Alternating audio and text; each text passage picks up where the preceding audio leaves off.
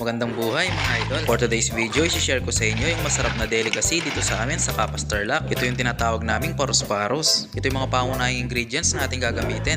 Dito nga pala namin nakukuha yan mga idol sa Tambo Lake. Without further ado, magluto na tayo mga idol. Gamit ang ating mahiwagang kalan, nagsalang lang ako dyan ng kawali at nagpainit ng mantika. Sabay naggisa ng bawang, luya at sibuyas. Igisa lang natin yan para medyo matusta at sabay na natin ilalagay yung ating kamatis. Haluin lang natin yan para maluto yung kamatis at lumabas yung kanyang lasa. At sabay na natin nilalagay yung ating paros-paros mga idol. Sa inyong lugar mga idol, ano yung tawag nyo dito? Share nyo naman.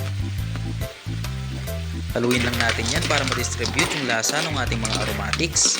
At nag-add lang ako dyan ng patis mga idol bilang pampalasa. At naglagay din ako ng tubig para magsilbing sabaw. At takpan lang natin yan mga idol at ayahan ng ilang minuto. Pagkatapos ng ilang sandali, binuksan ko lang yan at nag-add ako ng sili para may kagat sa dila. At naglagay na din ako ng bechin dyan mga idol, optional lang naman. At takpan lang natin yan ulit para maluto yung ating paros-paros. Kung mapapansin ninyo ay bumubuka na yung mga paros-paros. Ang ibig sabihin yan ay malapit na silang maluto. Ganyan pala yung itsura ng kanyang laman mga idol. Tips lang sa pagluluto ng ganito mga idol.